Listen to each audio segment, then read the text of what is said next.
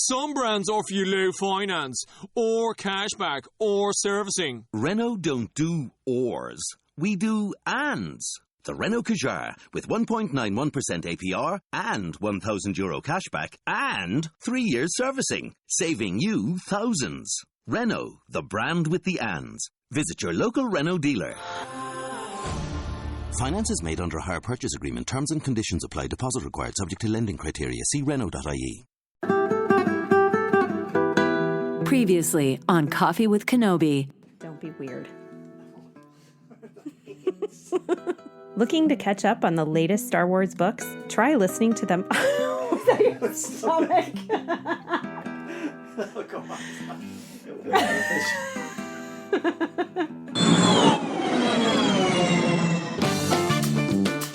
This is Vanessa Marshall, Harrison Dula from Star Wars Rebels, and you're listening to Coffee with Kenobi. Live from the Coffee with Kenobi studios, this is Dan Z. Today I'm enjoying a warm beverage in my 2017 Run Disney Black and Red coffee mug, courtesy of CWK family member Ryan Kidd, who by the way sent me a great thing this week, really nice surprise.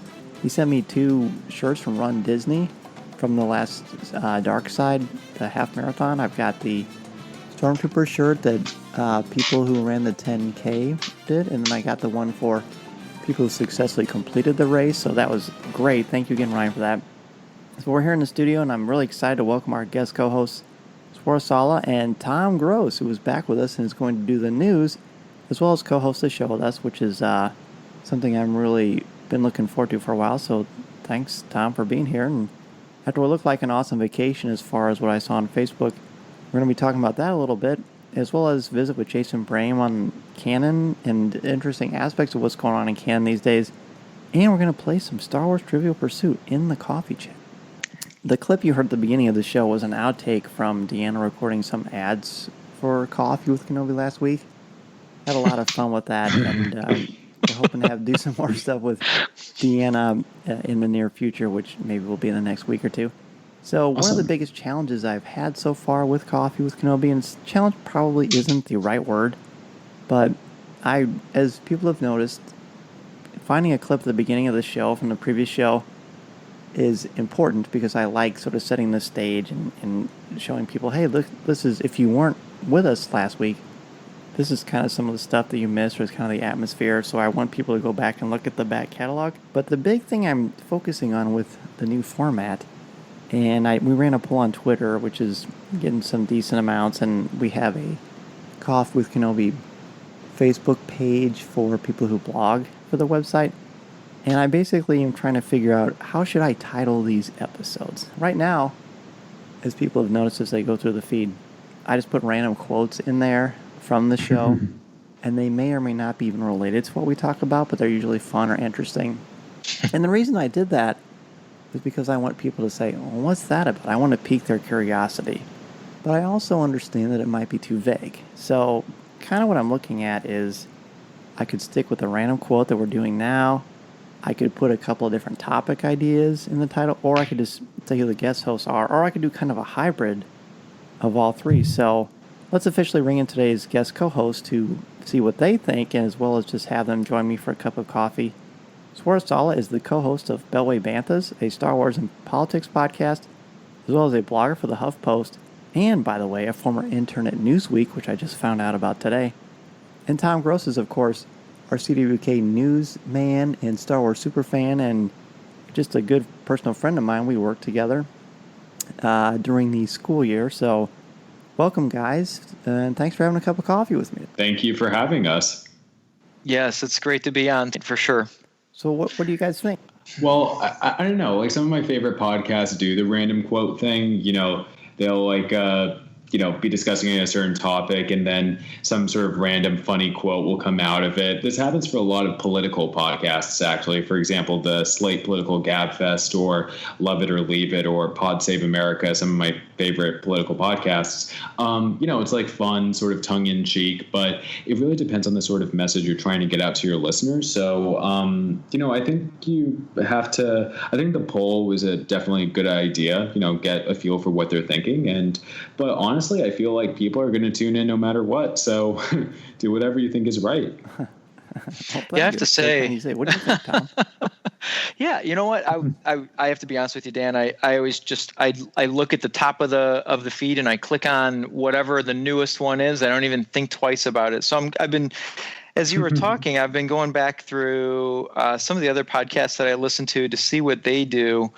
Not that you should do what they do, but just I don't know. I kind of like the idea of a teaser, kind of topical teaser quote or theme that draws somebody in thinking, what does that have to do with Coffee with Kenobi or Star Wars or something like that? I kind of like that.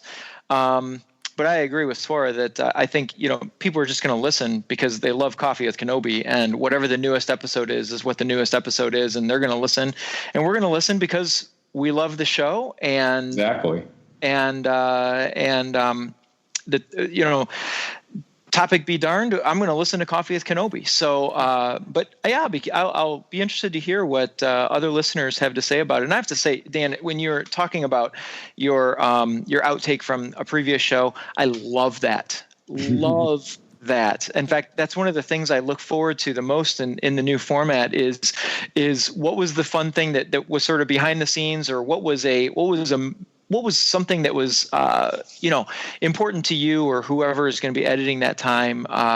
What stood out to them? And so, yeah, I really like that aspect. Well, good. That I appreciate that. I'm glad that it's doing that. That's the plan, to sort of pull it in, because you want to, of course, speak to your current audience, and you also want to pull in new members as well. I'm kind of leaning a certain way, but we'll see. We'll see how it goes. So I like the openings of these shows to be about something relevant and topical, and it honestly doesn't get much bigger than the recent news of Phil Lord and Christopher Miller being fired from the untitled Han Solo film. So obviously I was not there for anything that happened, and have not spoken to anyone at Lucasfilm about any of this.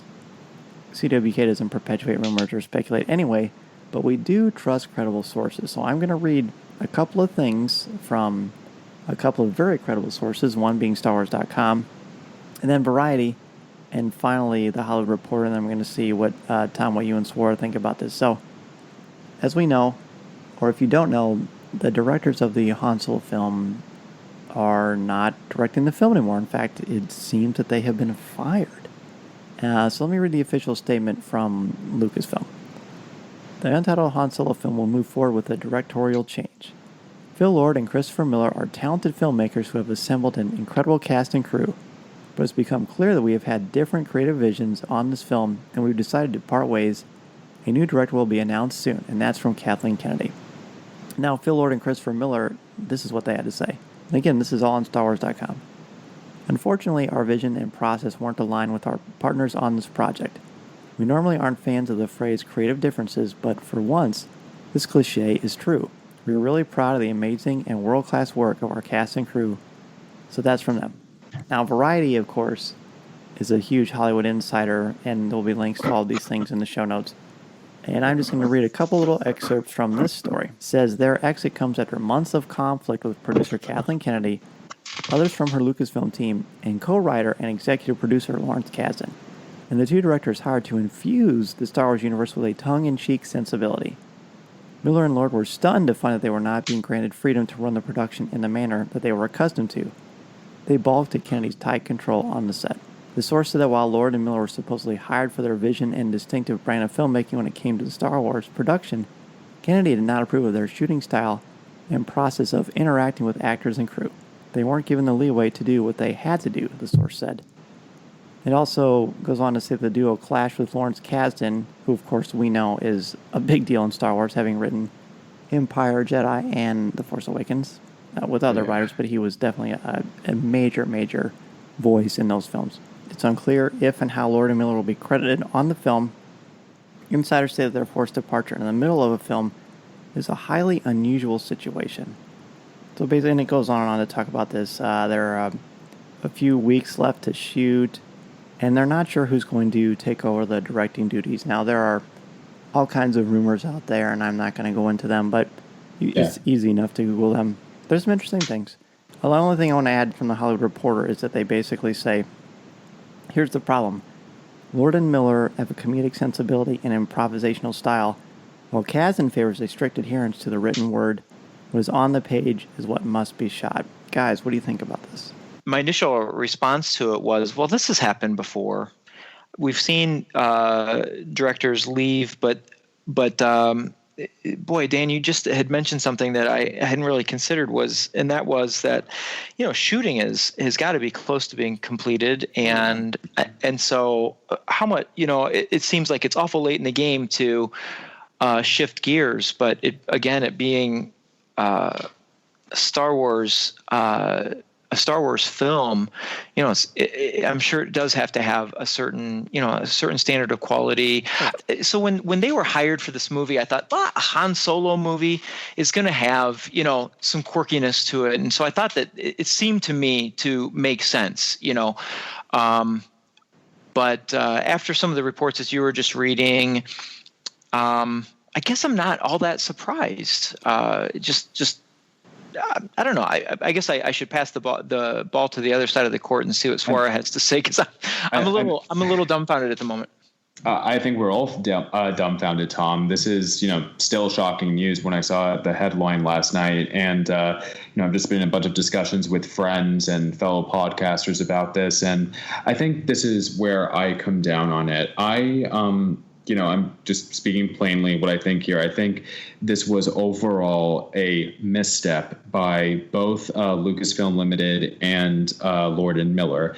I think that, these creative differences are something that they should have figured out before they started shooting it. I mean, they've been 6 months into shooting, and we're seeing these reports, as you were reading, Dan, from Variety, about the conflict being on set with both Kathleen Kennedy and Lawrence Kasdan, who, with George Lucas and Harrison Ford, created Han Solo, knows Han Solo better than most people in the world. And it just it's really shocking to me that they continued filming for so long when they had all of these problems. I've been doing some research and analysis on this, and as much as you can when it comes to Hollywood politics, that is. But for something especially as revered as Star Wars, and I think that Lord and Miller were trying to inject some more, like as you said, Dan, that sort of tongue-in-cheek humor, and they are very big fans of doing improvisation on set, like they did with 21 and 22 Jump Street, whereas Kasdan, like you said, Dan, believes in the written word. And there's been talk as well about how much creative freedom directors and writers are really allowed in the standalone films, and whether this is a case of Lucasfilm putting too much control on set. But I think that we have to remember, when it comes to that aspect of the conversation, is this is Han Solo. This is one of the biggest characters, not just in Star Wars, but in all of cinema history. And that sort of undertaking does need that high level of diligence and respect for the overall canon. Right. Yeah. Han Solo is, like you said, he's a big deal. And I think this sort of is the thing that gives me a little bit of peace with this whole thing, because at first it was a little unsettling. It was a lot unsettling, really. But here's what the Hollywood Reporter, there's a quote that says, "The creative clash, according to one insider, also came down to differences in understanding the character of Han Solo." And the quote is, "People need to understand that Han Solo is not a comedic personality. He's sarcastic and selfish," said the source. Now, this source is again unnamed, but when I read that, I thought, okay, this is it. These guys were making it, maybe they were missing the point. I mean, Han Solo is funny, but that's not the main crux of who he is. The big challenge for me with the prequels, as far as the character C-3PO, was I feel like they took a quirk of him from the original trilogy and made that all he was about. Yeah, and totally. If they were going to just take Han Solo and sort of narrow him down to just funny and full of wisecracks, I think that would be a disservice. And Kathleen Kennedy, there's a reason Lucas gave her the keys to the kingdom. She knows what makes these characters breathe, and sounds like she's going to make sure that is what happens. And I do agree with you, Swart. It's really unusual. And Tom, I think you said this too, that they didn't catch this sooner, and we don't know. Exactly. I mean, I'm sure stories will be leaking out, as time goes on, but it sounds like ultimately it's going to be a good decision. It's just really a bit of abrasive. It's almost like having the rug pulled out from under you and not really understanding why. But now we kind of do. Yeah, and I just like to say, I really want Lucasfilm to take due time and due diligence with the making of this film. With any film, really, I would much rather have a really as near perfect as you possibly can be film sometime later, maybe delayed a year or so, than a somewhat crummy film sooner. I really mean that. Like, I think that if, for example, with episode 9, if they wanted to take more time, push it to December, I'd be totally for that, because I care about this world. I care about these characters so much, and I want it to be as perfect as possible. And, to go back to Lord and Miller, I was really excited to have them on the film. I have loved their other movies, such as 21 and 22 Jump Street, the Lego movie. I think that they're really smart filmmakers, and I thought that, there's a really good partnership. I was actually at London Celebration seeing them speak at the Future Filmmakers panel. And it seemed like everything was going well. And then at Orlando Celebration, we had no news of Han Solo or any sort of exhibit for it. Jared Cantor, a great CWK family member, he sent in an email that I think brings up some good points. I'm going to go ahead and share that with everybody. Jared writes, by way of background, we have to assume that, unless she completely dropped the ball, Kennedy knew what she was getting when she hired Lord and Miller. By that I mean their style, their personalities, how they directed and interacted with the actors, crew, management, etc. Back to the timing. We're clearly well into production, especially if it is true that they only had 3 weeks of shooting remaining, not including reshoots, of course. So that means that Kennedy had been satisfied with the script, the blue sky development of things like characters, scenery, ships, the casting, and presumably quite a bit of the shot footage. Now to the present. I can see two possible reasons, and this is Jared speaking. I can see two possible reasons why now is the moment for Kennedy to fire Lord and Miller. First, only now is Disney, Lucasfilm, and Kennedy being given a significant amount of footage that they can review and realize that Lord and Miller are doing something wrong and something that they will not correct to the satisfaction of Disney and Lucasfilm and Kennedy. Second, and more interesting, up till now, they've been happy with Lord and Miller, but something is being shot right now. A pivotal scene, or maybe scenes, an actor, whatever, and there's a fundamental disagreement between Lord and Miller and Disney and Kennedy about how to direct or shoot it. If the movie release date holds, reshoots are not expanded, I think that will give credence to my theory that Lord and Miller were fired because of something being shot currently. And interesting, Jared, I hadn't thought about the fact that it could have revolved around a pivotal scene. So, again, a lot to digest. Be interesting to kind of see where we go with this. We're going to take a break, and when we come back, we'll talk with Jason Brame about Star Wars canon. This is Coffee with Kenobi. You're listening to Coffee with Kenobi. Coffee with Kenobi.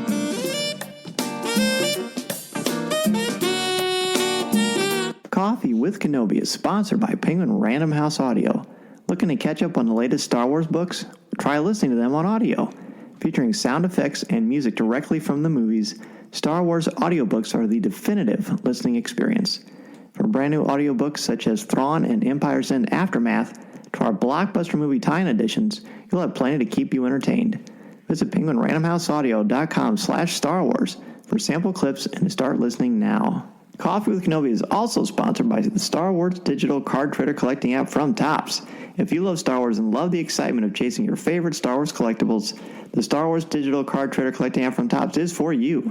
Download the free app from iTunes or Google Play and collect your favorite images from the classic 1977 Star Wars cards to the Clone Wars, Star Wars Rebels, The Force Awakens, Rogue One, and much more. Collect and trade with friends new and old through the Star Wars digital card trader collecting app from Topps.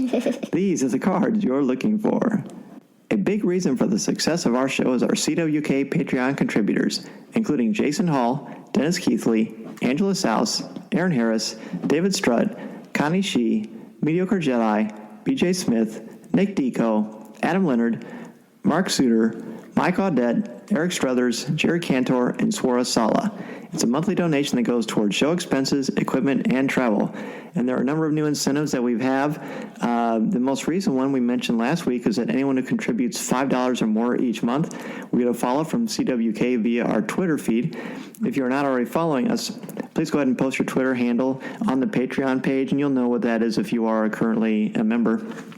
and we will make sure that happens. $10 or more, you will get a link to an exclusive Google Hangout. We just have one. Would love to have many more people next month, of course. $35 or more, you'll get the additional things, the Google Hangout, plus you'll get a CWK coffee mug, and it goes on and on. In fact, there's some things that you can do that are so, well, they're cool. I mean, you will get to host the show for a week, 2 weeks, or maybe even a month. And as you know, with the new format, I always have 2 new guest hosts, and we would love to have you be one of them. Please check out the show notes or our webpage for much more information. Sign up for a CWK Patreon page.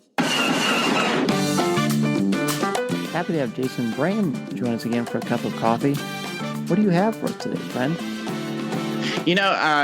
It's been an exciting month, I think, for Star Wars storytelling. The majority of it has been in Marvel Comics, and I don't want to steal the thunder from the Comics with Kenobi folks. So, of course, anybody who wants an update on those, check out our buddies over there. So I had something prepared for today, and then Del Rey dropped the 2017 Star Wars sampler, which is really exciting.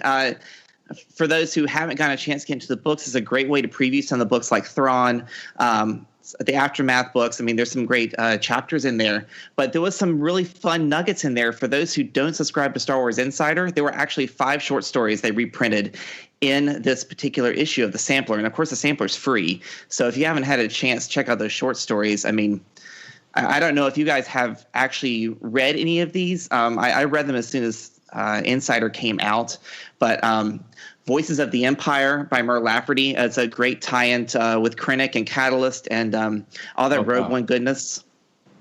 And I have it on my desk right now. I'm looking at it. I have not cracked it open yet, partially because I wanted to hear sort of what stories pique your interest the most, because those will be the one I'm going to gravitate towards. You have a wonderful knowledge and encyclopedic knowledge of the canon. So that's, I mean, heck, it's your money is what I'm trying to say. Your Star Wars money. Oh my goodness. Oh, I feel like I have so much value. So each one of these stories brings something really interesting to storytelling. I mean, Star Wars short stories are really interesting. They're kind of like the old Mickey Mouse shorts of yesteryear, and it's also kind of like the short films Disney's doing these days, where it's really an experimental ground for storytelling. I'll point out a story in here, TK 462. It's a profile about a stormtrooper who happens to be on Lothal during the height of the rebellion around the time of Star Wars Rebels. It doesn't really tie into those characters that much, but it really humanizes a stormtrooper. And if you're really kind of interested in that perspective on the Empire, I mean, you can gravitate towards that one. But I would say it's insightful. I would not say it's uplifting. Sure. Well, that's okay. I mean, a good story is going to have ups and downs, and sometimes the tragedy is what draws us in as an audience. But here's the thing, and I've said this many times, for a story to be added to the canon, I think it has to have meaning, it has to have weight, it has to have impact.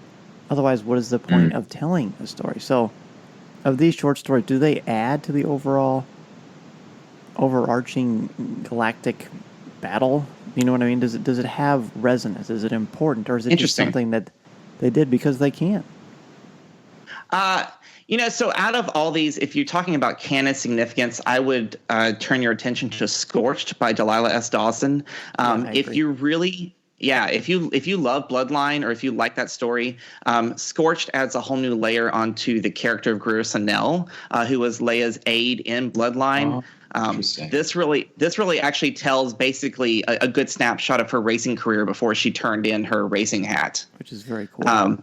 And really ties into Han Solo, as Han Solo was running a lot of these galactic races during that time. I mean, it's an interesting narrative thread that we saw as they were talking about Han Solo racing in Marvel.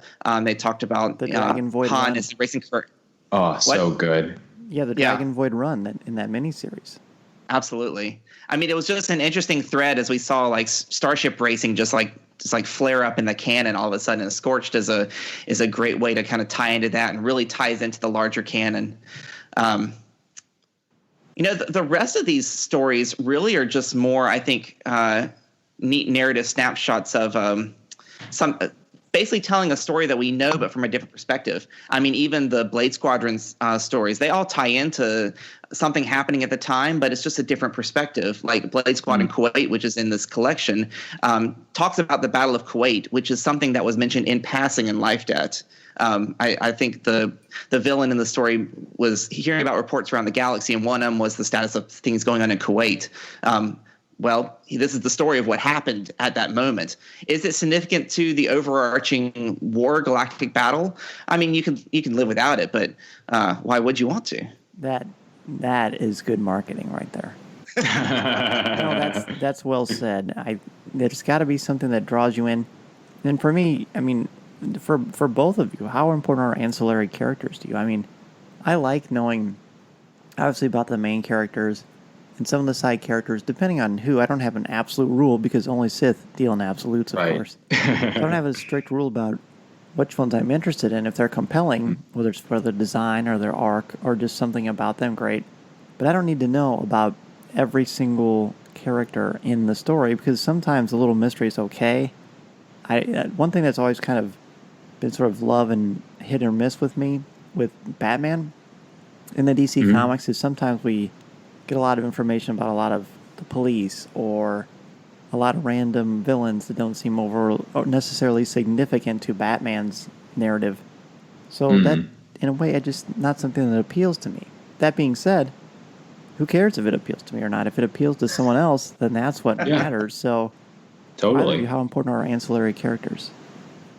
I think for me, it really depends on how well the story is told. I would even put, to some extent, Rogue One in that sort of category because it doesn't deal with the main saga or the main saga characters. It deals with, the crew that was able to capture the Death Star plans. It was presented as an interesting sort of backstory or essentially Star Wars anthology story, and I found that very compelling. I really enjoyed the characters, especially Chirrut Imwe and K2SO, Cassian Andor, and Jyn.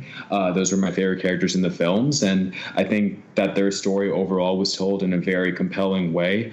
I don't read too many of the ancillary novels, although I do read quite a few of the comics. I've been behind the past couple of months, I'm afraid to say, but in the comics I've really enjoyed Dr. Aphra's arc. I think she's an incredibly compelling character. She's multi-layered, complex, very interesting, and how she deals with Vader and our main saga heroes. I've also enjoyed reading her interactions with Sana Solo and Sana Solo's interactions. Although, sorry, is her last name actually Solo? I forget, because they weren't, spoiler alert, they weren't actually married.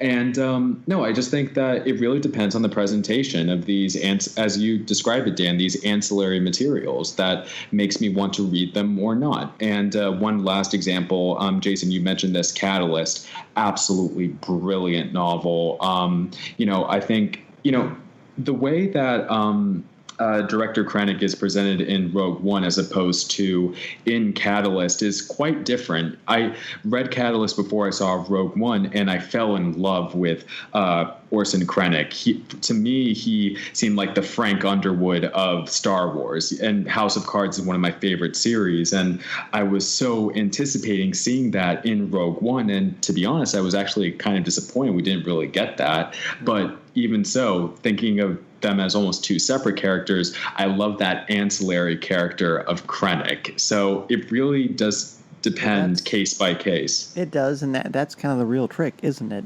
to quote Han Solo? Because if you read this before, you're talking about a character who's at the beginning of his arc in Catalyst versus Rogue One, where he's at the end of his rope and he's not putting up with Galen Erso anymore. And I'm glad you brought up Rogue One because these are ancillary characters. But as you said, Swar, the story is what matters. I think it's fair to say that for so many of us, since we first saw the opening crawl to Star Wars, we wanted to know how the Rebels got the plans.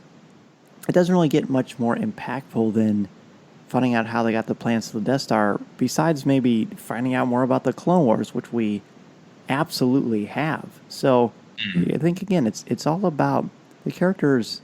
Obviously, are part of the story, but if the story is worth being told, if people will be compelled to read it or listen to it or to view it, then that's what you've gotten. And Jason, that I'm assuming that's one of the things that has drawn you to Star Wars in the first place. Absolutely. I mean, for me, more than anything, I think why I get so engrossed in what they're doing with storytelling now is that they are building those connections and they're pulling on the right threads, I think, for a lot of us. Mm-hmm. I mean, just talking about we're talking about ancillary characters and short stories. I mean, to some extent, Ahsoka can be considered an ancillary character, and absolutely she's loved by all. Oh gosh, I don't think she's ancillary at all. I just meant ancillary in terms of not being part of the films. Oh, okay. Well, there you go. Well, that's a whole different ballgame. but if we look at like a short story series like the Blade Squadron series, I mean, there's a character, Gina Moonsong, in those series, and she's been in all 5 of the iterations of that short story, and she has an interesting arc. I mean, it's told in different parts in time, but it's a character you can gravitate to, and a character that is not related to anyone else in the saga. But anytime they bring in these characters and can make some sort of connection that feels relevant to the larger picture, even if it's like 7 degrees of separation to Han Solo, I mean, I can find the path that gets them back to the main story and see how they're relevant. Okay, so play my English teacher card here. There are definitely some good points that you both bring up. Ancillary.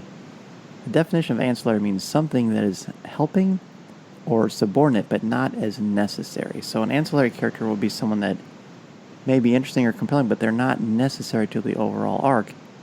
And, I mean, based on that definition alone, I'm sure we all agree that Ahsoka is the opposite of an ancillary character. Right, absolutely. I was just, again, thinking of it in terms of what would be directly impactful on the saga films. But right. Dan, for people who have not seen, who only see the films, then of course Ahsoka is going to be ancillary because they may not know who she is. But then once you do discover there's this whole other larger world, well, then she just becomes inseparable.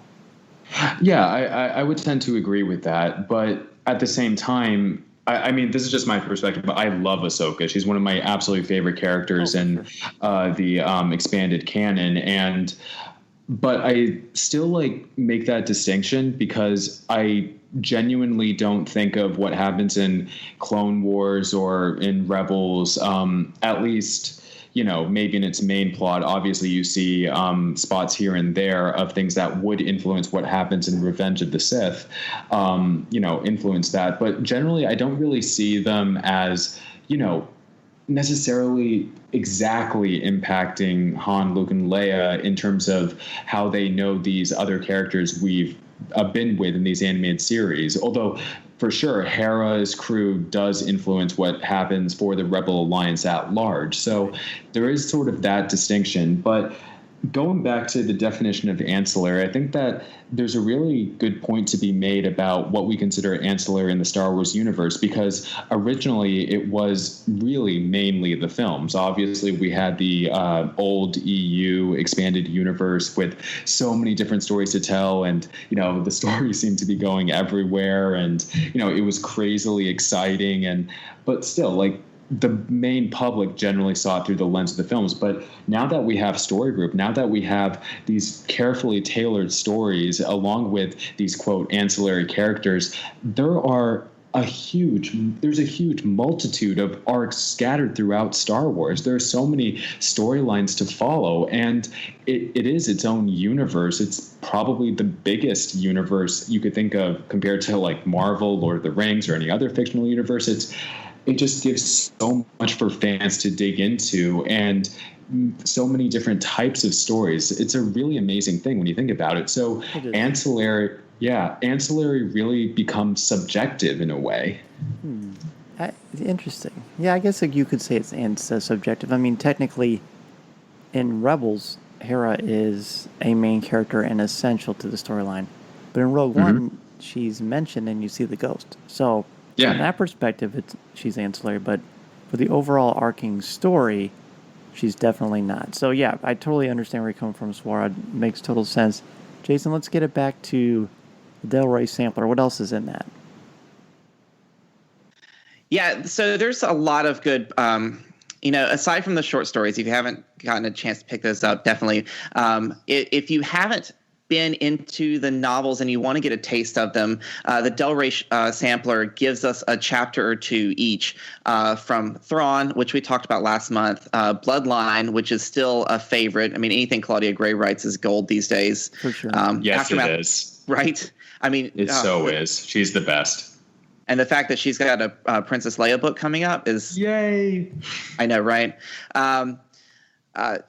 Even a sample from Rogue One, the novelization by Alexander Freed. I mean, there's some great stuff to just kind of get your teeth wet into the larger story universe of Star Wars. And I mean, it's definitely worth it for those who haven't made the dive into the story universe yet. I think the good thing about where we're at with these stories is there's a place for everyone to start. And that's when people ask me, is like, where do I start reading? I was like, well, what do you like? Like, where do you want to go? And this book can really kind of give you a sense of what time period of storytelling do I really want to explore? Is it that after Return of the Jedi? Is it that meet between 3 and 4? I mean, there's so many places to start. And then, do you like comics? Do you like short stories or novels? I mean, that's what's great. But the other thing is that they're all connected.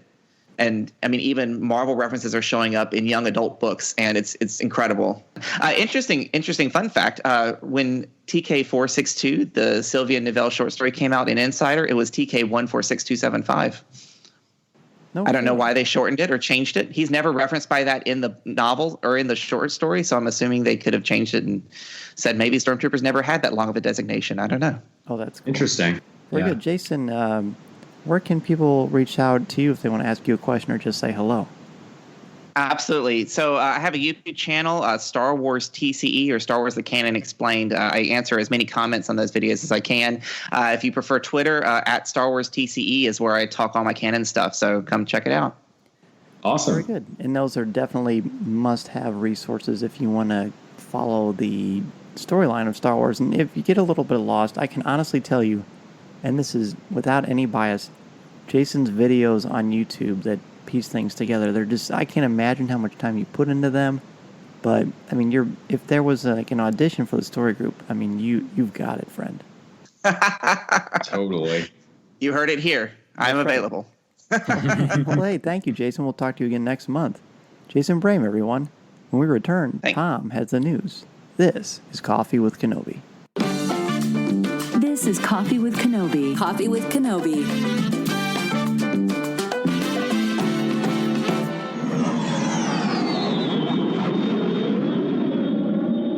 Looking to catch up on the latest Star Wars books? Try listening to them on audio. Featuring sound effects, top-notch narrators, and music directly from the movies, Star Wars audiobooks are the definitive listening experience. From Han Solo to C-3PO to Admiral Akbar, you'll recognize all of your favorite characters. Listen to movie tie-ins like Rogue One and The Force Awakens, to book titles such as Thrawn and Empire's End Aftermath, to classic audiobooks like William Shakespeare's Star Wars. With Star Wars audiobooks, you'll have plenty of Star Wars listening to keep you entertained. Visit penguinrandomhouseaudio.com/Star Wars for sample clips and to start listening now. The Star Wars Digital Card Trader Collecting app features incredible images from many aspects of the saga, including the original trilogy, the prequels, the Clone Wars, Rebels, The Force Awakens, and Rogue One. It's the quality you have come to expect from Topps. It's also easy to get into and really fun, too. Your favorite Star Wars characters, scenes, and moments are in every pack. To get started, download the app for free from iTunes or Google Play, and then be sure to open the app each day for free credits to spend on card packs from the Cantina. Plus, if you can't get what you're looking for, there's a place to trade with your friends as you complete your Star Wars collection. And if you're an experienced collector, there are exclusive cards, special inserts, and autograph opportunities for you to enjoy. Don't worry about missing the cards and sets you want either, as you can sign up for notifications right on the app. The Star Wars Digital Card Trader Collecting app from Topps can be downloaded for free from iTunes or Google Play. Be sure to download the app and start your collection today. The Star Wars Digital Card Trader Collecting app from Topps is available now. And remember, these are the cards you're looking for.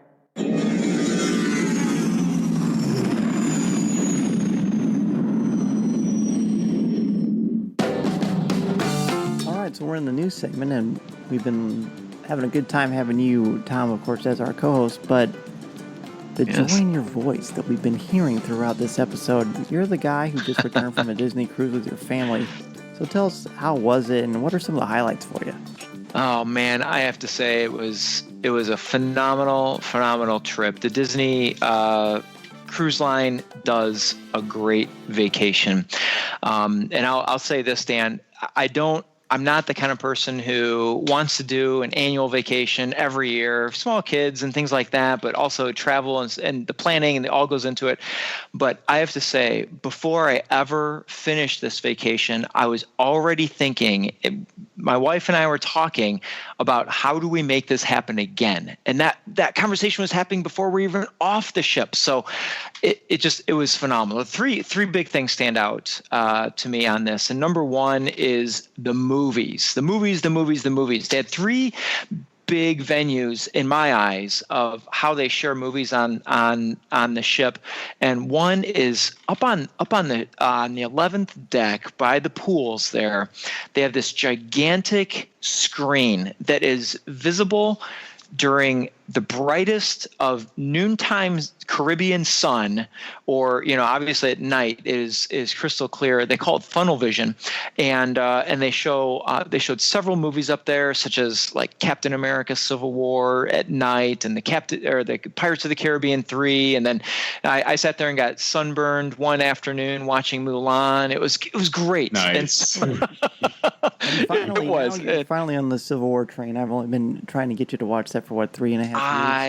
I know, right? Yeah, I've got that. In the middle of the ocean to watch it, but I'm glad that you did. I'm glad you had such a great time. It is, and I can totally relate to that. On my honeymoon, we loved it so much that when we were off the boat, we went to the Magic Kingdom that day, and we were depressed for a while because we had just gotten off the boat, and we finally looked at each other and said, "We're at the Magic Kingdom. We need to move on." Because that's what the cruise does. It's amazing. The memories that you make on those ships are just incredible. The food's amazing. What was the Star Wars presence like there? The Star Wars presence, well, first of all, in the Rogue One was being shown in the Buena Vista Theater. So my daughter and I got to see Rogue One there. And then, of course, one of my highlights was the Kids Oceaneers Club. And inside the Oceaneers Club was the brand new since the spring, the Fantasy was in dry dock, and they redid some things, and the Kids Oceaneers Club was one of them, and they put in a Star Wars Resistance base there, and which was really neat. Had some 3D flight simulators, had a holographic info area of like BB-8 and R5D4 and R2D2, some droid holograms, and they did several different shows for the kids that I'll save for another time. Star Wars was also very prevalent in the pin trading. That is, my understanding is a Disney thing at the Disney World and Disneyland, but they continue this idea or this concept of trading pins, and so I had to pick up a couple, and so I've got a really cool Rey pin and a Kylo Ren, and I picked up a Doctor Strange and a Spider-Man pin. But Star Wars is on the ship. It's not the thing. They do have the cruises that have the Star Wars Day. We had the Pirate Night instead of Star Wars Day, which is pretty exclusive to the spring cruises, I think, from looking at the things. But then they're amazing too. The Pirate is definitely a highlight. Oh, it was so much fun. And then I'd say the third highlight is the staff and the treatment. It was A+ treatment. They treated our daughters like princesses, called them princesses, got them anything and everything they wanted. And I've got staff stories I can share on another show another time. But Sure. But it was just the greatest vacation I may have ever been on. It was so amazing, so wonderful. I have no doubt. Very, very glad to hear that. Yeah, we could easily talk for shows for a month about the cruise. So again, Disney, if you're listening, the answer is yes. If you want to invite us to be on the next Star Wars cruise, all three of us would be happy to go on there. And I'm there. Somebody's got to do it. I will make the sacrifice. I'm Right. there. Exactly. So we're going to shift gears for the first news story, going from something really wonderful to something really heart-wrenching, and Tom, Carrie Fisher's autopsy.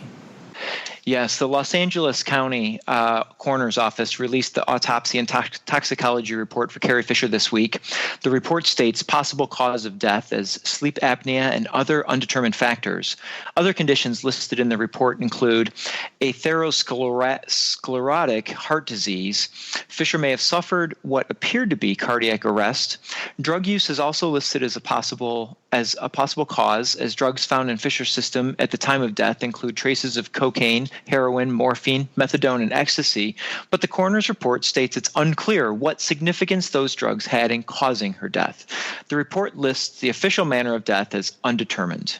Carrie Fisher was 60 years old. This is a tough one.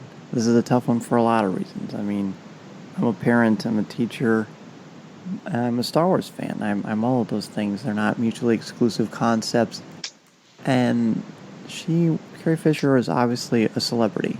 You know, when you're a celebrity, I think there's just something that you sort of sign away your privacy, right? Because of the business, because that's just sort of how it works. And I understand that. That's all part and parcel of it. And obviously, Carrie Fisher and her family understood that too. However, the problem I have with this, well, there are a lot of things that are really, as I said, heart-wrenching. But when it comes to medical things and your health, I just feel like there's some things that not only do I not need to know, but it's not my right to know. Now, it's public record, and Swara, you're perfect to have on this because of your knowledge of politics and just sort of culture. But Thanks. Just the whole thing, the fact that we have this report and that it's made public, just doesn't sit well with me. It's even more upsetting if that's possible. Yeah, I totally hear you, Dan. When I saw this news, I thought, do I really need to know this? Is it really going to change the way I felt about her death? The fact that I felt like she was taken way too soon from us. But, like you said, she is a celebrity. She has to some degree signed away some of her privacy rights, But the thing we have to remember about Carrie is that she was always completely at the forefront and completely divulging of her mental and her physical struggles throughout her entire life. And she was an outspoken advocate for mental health and for those dealing with addiction. And she really used her own life as an example in her various amazing writings and books and her one-woman show. She always wanted to stress that there are people like me dealing with this, and we need to help them, essentially. And we need to be cognizant of how we can be better to them generally. But still, I agree with you. It's, nothing that I necessarily needed to know. Maybe, I don't know, tangentially, it adds into that advocacy work she was doing in terms of helping people understand that people do deal with this. Like, this was a lifelong battle for Carrie. But in terms of how it makes me personally feel, it changes nothing for me. I still feel the same way I do about her death the day we heard it. It was a horrid loss, and, right. We're still hurting from it. Yeah, I mean, it changes nothing for me either, and I'd say most people, would feel the same way. Because, even if you're the most charismatic, charming, humorous person in the room, it doesn't mean you don't have struggles. It doesn't mean you're not battling demons. And Carrie Fisher obviously did until the day of her death, of her passing. And it just sort of makes you take a step back. And I hope that, as you said, Swara, I hope that doesn't have an effect where people look at her differently or somehow denigrate her impact as an actress, as a force of nature, because I think she deserves that respect. Addiction is I don't personally struggle with addiction, and I'm very, very happy that I don't, obviously, but it's a real thing. It's not like people can just stop. I mean, there's a reason that it's an illness. People who struggle with addiction, they need treatment. They need help. And I think we should remember that this isn't a sign of anything other than this is a woman that you should admire and respect. And I believe, right, we talked about before we recorded that her daughter Billie Lourd had said, this is another Yes. way that she wanted to raise awareness and would have done so. Yeah, exactly. Billie Lourd issued out a statement saying that, all she hopes is that this reminds people of the struggle that her, quote, Mombi has, her affectionate name for her mother. God bless Billie Lourd, wonderful human being. And that people will, like I said, just remain more aware of it overall and help those who are mentally ill and struggling with addiction get the help that they need. Got a couple other stories we want to hit real quickly. Sure. In other news from the Star Wars galaxy, Marvel Comics has released images from 4 pages of the upcoming Captain Phasma comic that is slated to be released the week of September 3rd. As part of the Journey to Star Wars Last Jedi storyline, the Phasma 4-part miniseries documents Phasma's escape from the Starkiller base before it was destroyed. The book will be written by Kelly Thompson of the Star Wars Annual and the Hawkeye comics, and illustrated by Marco Cicchetto of the Star Wars Shattered Empire, and most recently worked on the Screaming Citadel crossover. The images from the pages of the book depict Captain Phasma in her famous chrome-plated armor and menacing black cape trimmed in red, moving about in various locations of rubble and destruction. First Order troopers highlight several of the panels, as well as a chaotic X-Wing TIE fighter battle. I'm sure this miniseries will give us some much anticipated insight into characters into a character that many wanted more from in The Force Awakens. But what I'm wondering is if after spending a bit of time in a trash compactor, will the captain institute the First Order's first recycling program? Maybe have an air freshener handy, right? That's right. And so what are you hoping for in the upcoming Phasma miniseries? I think it's neat that they're going to show us how she got out of the trash compactor, because shortly after that happened, Starkiller Base was incinerated. So we don't know. And part of me expected to find out about this sort of in passing in The Last Jedi. But we're going to have it now, and that's just sort of where we're at with Star Wars, because we've got so much connectivity with all the different mediums. So I'm excited to see what's going to happen. I know that she's a little bit maligned because she didn't have much of a role in The Force Awakens. But I think if you go through the original trilogy, a lot of the main characters didn't have major roles in every single one of the films. So I think it kind of adds overall to the atmosphere of Star Wars. And I have a feeling we're going to hear more about her and see more about her in the subsequent films. But this is cool. This is really cool. And I know, speaking of things that many find cool, there's some San Diego Comic-Con stuff we found out about too, isn't there? There is. This week, the Star Wars show announced the Gentle Giants 2 Star Wars I'm sorry, I'm going to start that over. This week, the Star Wars show announced Gentle Giants 2 San Diego Comic-Con exclusives celebrating the Star Wars 40th anniversary. A mini bust of Darth Vader and one of Luke Skywalker in his orange X-Wing pilot uniform will be available at the Gentle Giant booth every day for $100 each. Both limited edition busts come individually numbered with the matching certificate of authenticity by artist Brian Rood. We've discussed several different collectibles here on the new segment of Coffee with Kenobi, but these are pretty cool looking and very detailed. I especially like the detail that below the bust of each are hilts of their lightsabers. So what stands out to you on these exclusive 40th anniversary collectibles? So what do you think? I'm gonna let you field this one right off the bat. Curious your thoughts. Yeah, so mostly what I collect are a couple of action figures and a bunch of Funko Pops. I don't really go for these rather large expenses, but looking at these, I'm actually I'm sorry to say, I'm a little creeped out. I just looking at them, you know what it is? Okay, so, I get what they're trying to do here. They're trying to do the traditional Roman bust for Star Wars and make it look very elegant and dignified. But because they have this specific shape of showing only the torso and the shoulders, and because we have a long-standing history of cutting off limbs in the Star Wars saga, this just looks to me as though both Luke and his father have had 75% of their body cut off, and it's like it almost reminds me of that scene at Mustafar in Revenge of the Sith. Oh god.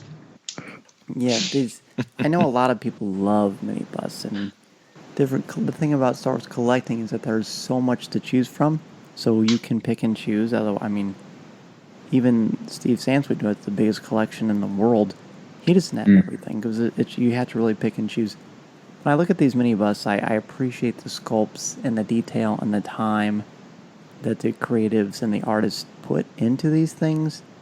And they clearly are immensely talented. And what I'm about to say is no pejorative towards them in any way, shape, or form. But yeah, I think they're creepy.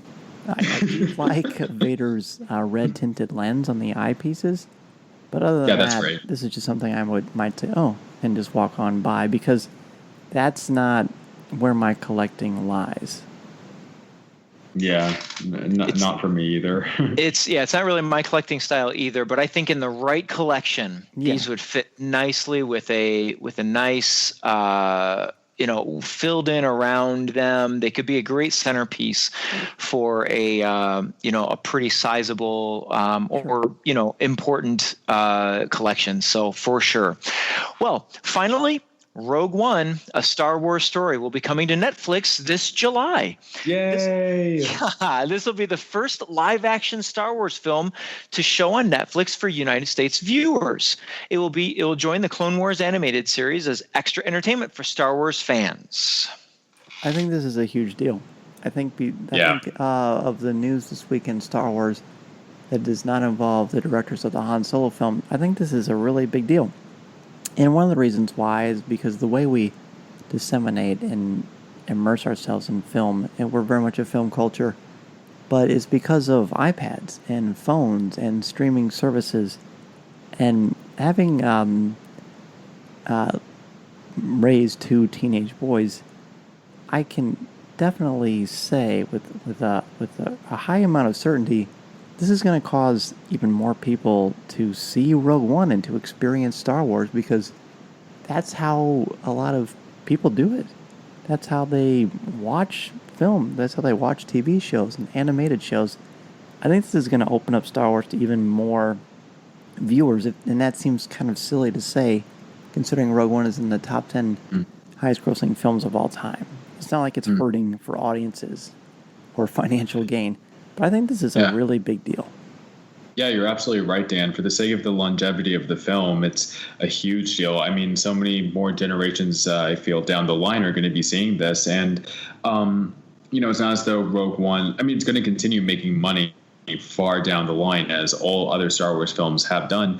And I've actually been discussing this piece of news with fellow podcasters and friends the past couple of days. And I found some international Star Wars fans living in Australia, living in the Netherlands, living in other countries in the world actually already have all the other Star Wars films on their country's Netflix. We just don't have it here in the US because it's such a huge market here, and Lucasfilm wouldn't want to distribute that so readily. But I think that with the release of Rogue One now, I think it's setting precedents for the other Star Wars films to be put on perhaps sooner rather than later. And I think, I just think when I look at how Rogue One is put together, and talking to some just other fans, or even those who aren't necessarily Star Wars fans, but came to see Rogue One, most of them said, put out there, this is really a great movie just by itself. Right. It's a great action, it's a great action movie. And a sad one at that, though. Yeah, absolutely. And when you put a new hope on there too, and people are going to watch these things back to back, and it's going to again reintroduce Star Wars to many people, and also bring other generations into it, because of the longevity. Netflix, I don't know what the current subscription is for Netflix as far as how many people subscribe to Netflix, but I know this is going to get even more people watching Star Wars. Because let's be honest, there are a lot of people who don't go to the movies to see movies. They wait for streaming. So this is good for audiences. Well, thanks, Tom. So good to have you back. And how about this? We'll have you stick around. It's almost like in Johnny Carson. For those of you who don't remember Johnny Carson, whenever he would have a comedian on, if he gave you the nod, that was like a exciting event. You got to sit with him and have more to do with the Johnny Carson show for the Tonight Show. So Yeah, you just got to sit closer to Ed. That's all. That's right. You are just correct, slide down sir. a seat. So that was my Ed McMahon impression, probably the worst one you'll ever hear. So we're going to go ahead and take a break, and we're going to come back and do something that I've always wanted to do, play the new Star Wars Trivial Pursuit. This is Coffee with Kenobi. You're listening to Coffee with Kenobi. Coffee with Kenobi.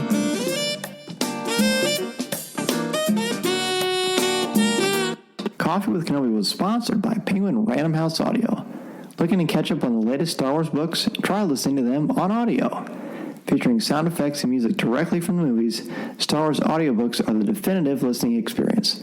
From brand new audiobooks such as Thrawn and Empire's End Aftermath to our blockbuster movie tie-in editions, you'll have plenty to keep you entertained. Visit penguinrandomhouseaudio.com/Star Wars for sample clips and to start listening now. Coffee with Kenobi was also sponsored by the Star Wars digital card trader collecting app from Topps. If you love Star Wars and love the excitement of chasing your favorite Star Wars collectibles, the Star Wars digital card trader collecting app from Topps is for you. Download the free app from iTunes or Google Play and collect your favorite images from the classic 1977 Star Wars cards to the Clone Wars, Star Wars Rebels, The Force Awakens, Rogue One, and much more. Collect and trade with friends new and old through the Star Wars digital card trader collecting app from Topps. These are the cards you're looking for.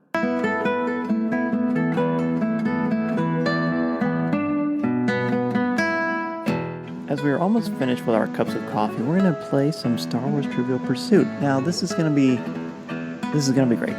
I've always loved Trivial Pursuit just in general. Trivia, I think, is great. Tom, you and I, a few months ago, there was a big fundraiser for the high school where we teach. Yes. And it was trivia related, and it's just fun. The original Star Wars Trivial Pursuit, when that came out, I believe, probably early 2000s, I would say, around there. I used to play that, well, whenever anyone would agree to play with me, because people, they weren't eventually going to have a Star Wars podcast, we'll put it that way. And so when we would play, it would be me against 2 or 3 other people, and I had a 4-question limit that I wasn't allowed to answer anymore. And so I had a lot of success because it was fun, and that doesn't make me unique, because I'm really sure that Thomas Warwick would say the exact same thing, as could so many of us who are listening to the show right now.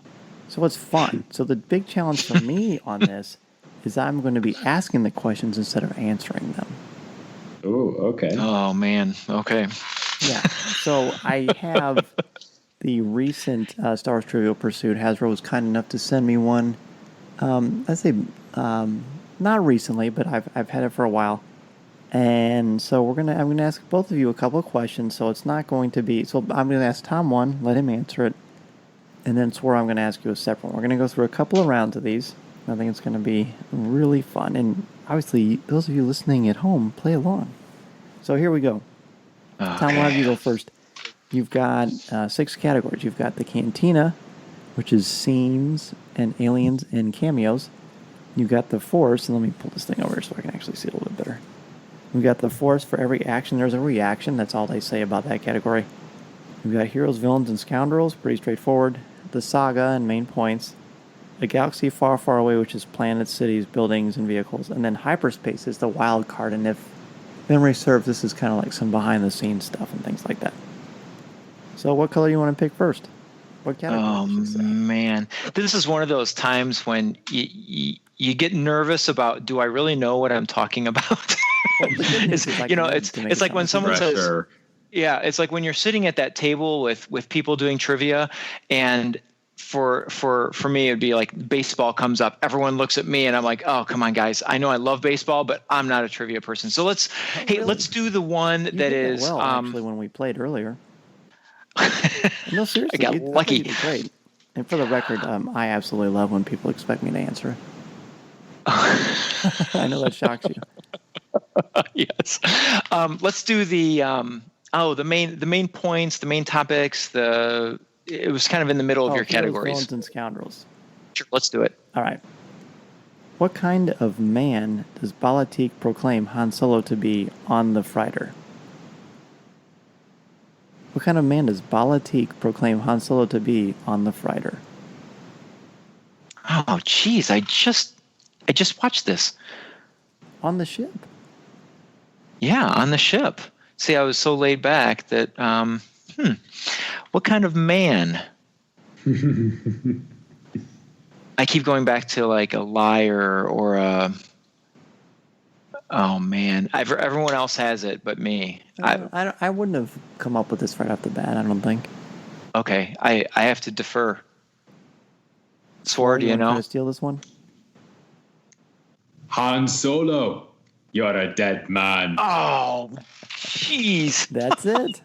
That was a terrible accent, by the way. My apologies. It was great. Thank you.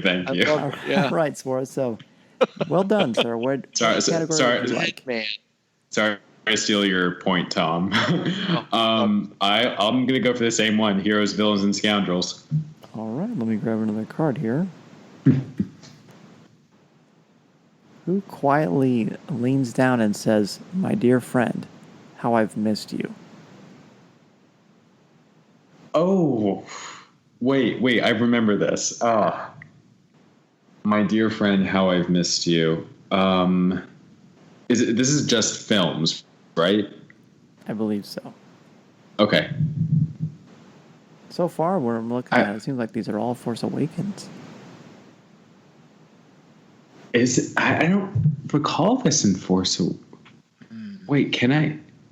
I'm thinking. Well, I was thinking like Yoda in like Revenge of the Sith or something. But my dear friend, how I've missed you. Oh, These sounds like stall tactics. Are you Googling? I'm not Googling anything. I'm not. Oh, I didn't even think to do that. No. My dear friend, how I've missed you. Oof. I'll give you 5 seconds. I know I'm gonna kill myself for like not remembering this. Oh, forgive me, Ray. Okay, or what is it? What do you got? Oh! I literally just remembered. C-3PO to R2-D2. It became like a bolt of lightning. You're correct. Oh, wow. What scene is that in?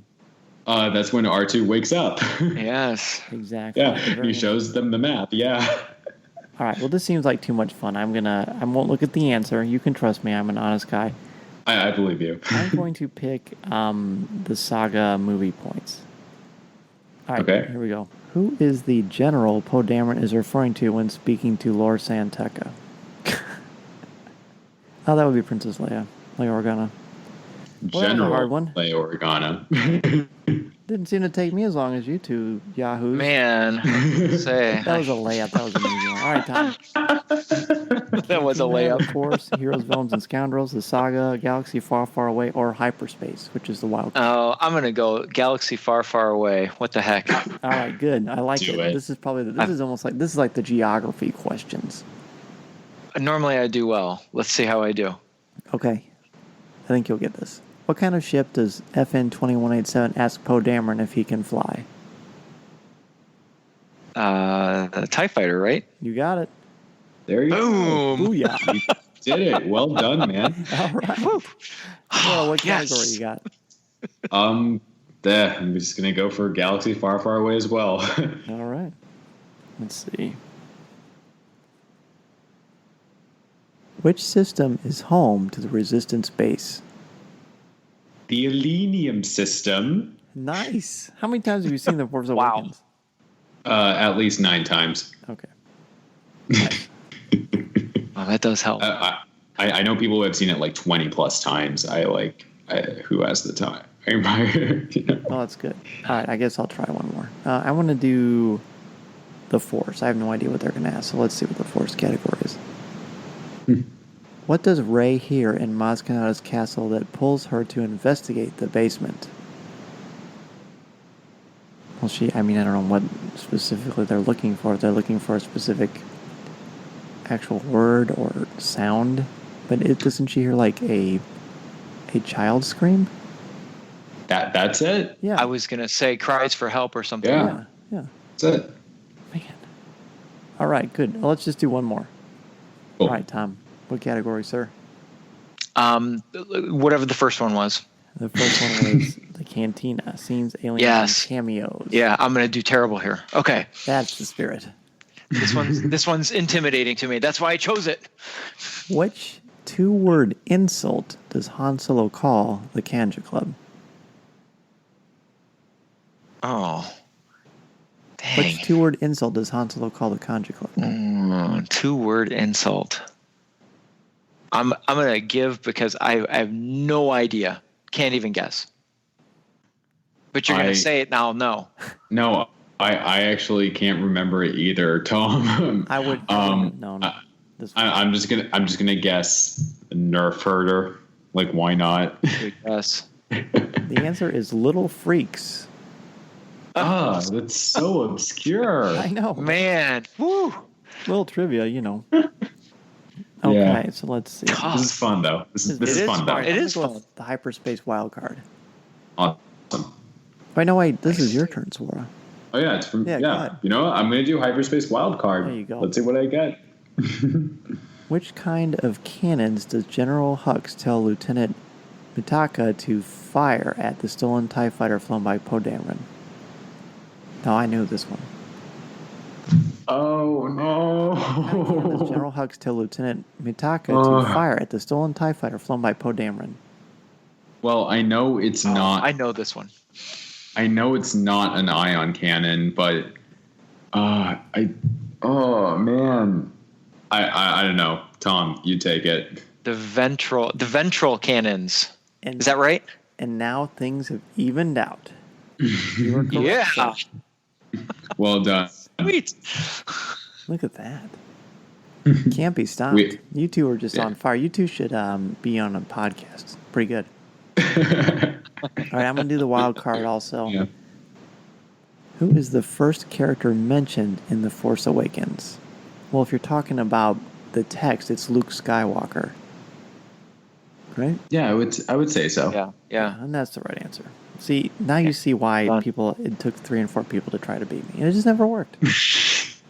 Wow. Actually, I think I did lose one time. We both looked at the very, very end, and it was just sort of a luck of the dice thing, and I'm still not bitter at all, which is really nice. But that was fun. I think we're going to do that a little bit more in the future. You guys want to do a tiebreaker just for fun? Just between the two. Okay, let's do it. I'm competitive. Yeah, sure. All right, I'm going to try to find a really challenging one. Oh. Okay. All right, I think this one will be sufficiently challenging. Which droid contacts C-3PO to let him know BB-8 is at Maz Kanata's castle? I mean, I know what the droid looks like, but I was going to say, yeah. Well, let me check the back of the card. Nope, that's not good enough. Okay. Which droid contacts C-3PO to let him know BB-8 is at Maz Kanata's castle? If either of you know this, I'm impressed. And no, I don't know. I don't know. I can picture it. Yeah, I can picture who it is, but it's like a medical droid or something. Old school. Yeah. Did you say hemorrhoid? Yeah. No, he said medical droid. Medical droid. Yes, that does not. That would be The answer interesting. is GA97. Wouldn't have had that. No idea. No idea. So it sounds like you both win. You're both winners. Yay. All right. Good deal. I like that. We'll definitely do this again. We're going to take our last break and return with your tweets regarding the changes to production in the untitled Han Solo film. This is Coffee with Kenobi. You're listening to Coffee with Kenobi. Coffee with Kenobi.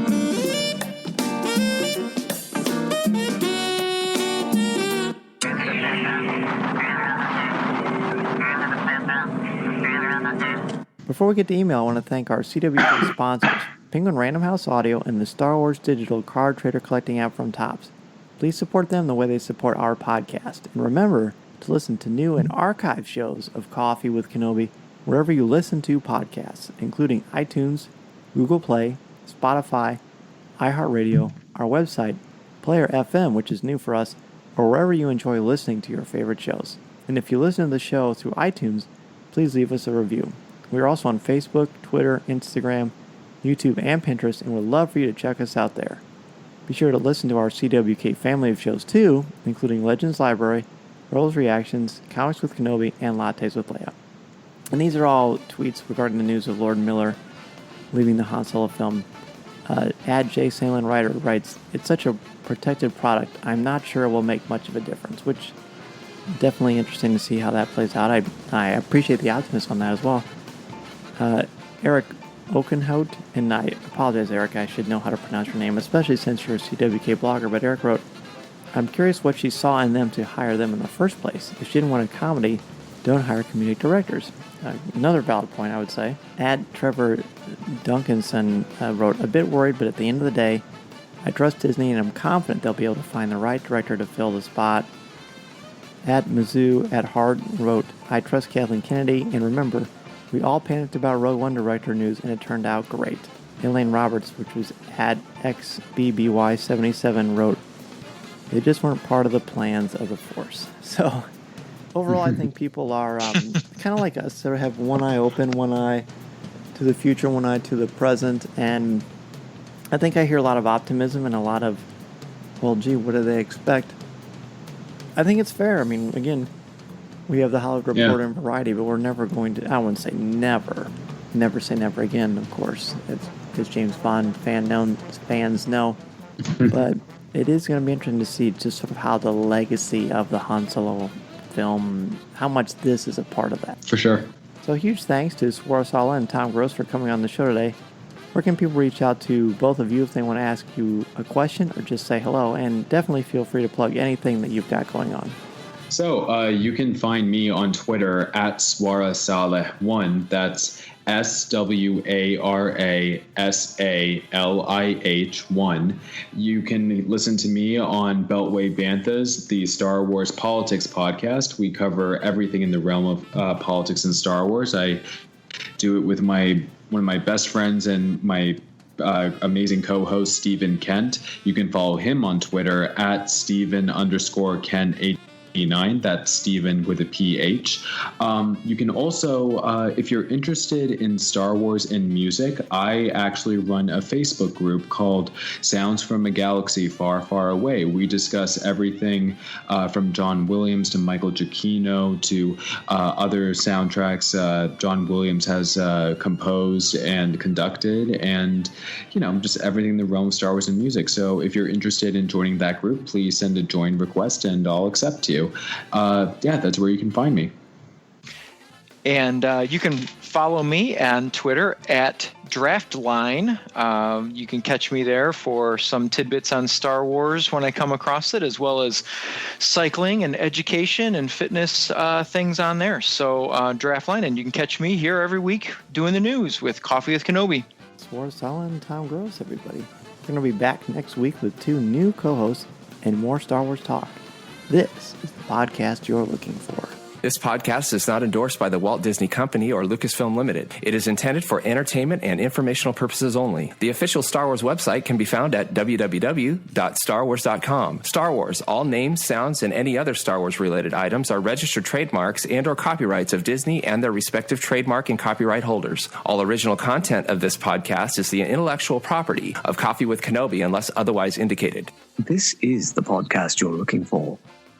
There's no one here. Move along.